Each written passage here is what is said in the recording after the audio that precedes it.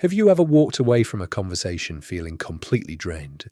Like somehow, even though you didn't do anything wrong, you ended up being the one who apologized. If that sounds familiar, stick around. Today, we're looking at 7 signs of narcissistic behavior that are easy to miss, especially number 4, which most people don't recognize until years later.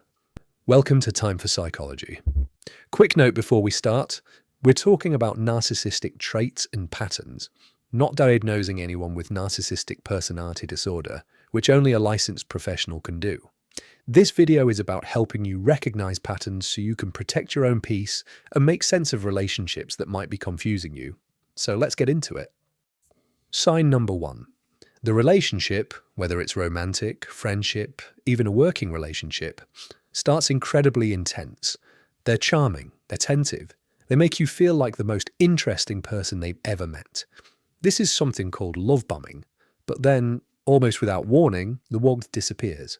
They go cold, distant, or critical, and you're left wondering what you did wrong.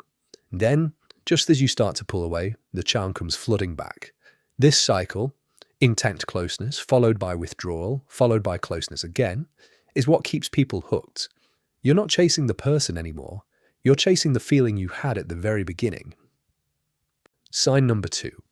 Whenever you try to express how something made you feel, even calmly, you get told you're being too sensitive, too dramatic, or that you're making this a bigger deal than it needs to be. Over time, this teaches you to stop bringing things up at all. Not because the issue went away, but because you've learned it isn't safe to talk about.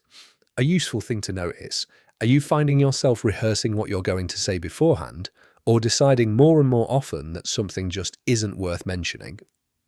Sign number 3. Good news about your life somehow turns into a conversation about them.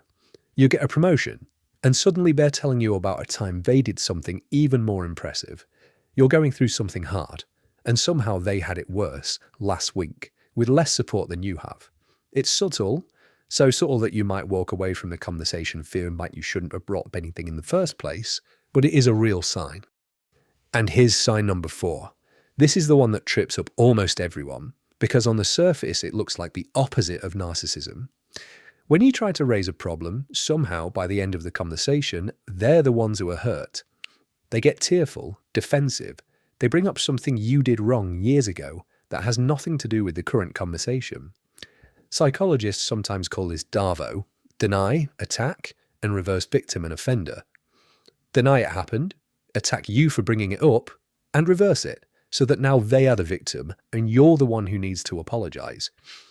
If you regularly walk away from a disagreement feeling like the bad guy, even when you were the one who got hurt in the first place, this pattern might be why. Sign 5. Compliments that don't quite feel like compliments. You look great. Did you finally start working out? I'm impressed you actually finished that on time. Each one is technically nice, but each one carries a small dig. This is sometimes called negging, and it works by keeping your self-esteem just slightly off balance, enough that you start seeking their approval a little more than you did before. Sign 6.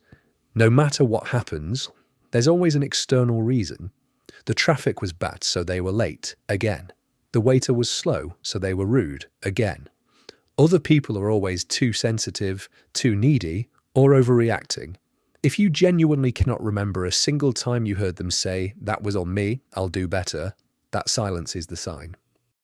And finally, sign 7. You find yourself in quiet competition with their other friends, family members, or even co-workers for attention, approval, or just basic kindness. They might mention how great someone else is doing, or how another friend never complains the way that you do. This is called triangulation, and its purpose is simple: to keep you trying just a little harder to win their approval. So to recap, we've discussed the push-pull, dismissing your feelings, constant competition, playing the victim, backhanded compliments, never taking responsibility, and triangulation. If even one or two of these felt familiar, that doesn't automatically mean someone in your life has NPD, but it might mean it's worth paying attention to the pattern and thinking about what boundaries would help you feel calmer and safer. If this helped make sense of something, hit subscribe to Time for Psychology. Next time, we're covering anxious attachment style, which often shows up in relationships exactly like this. And if you recognized any of these signs, let us know in the comments. Which one stood out to you most?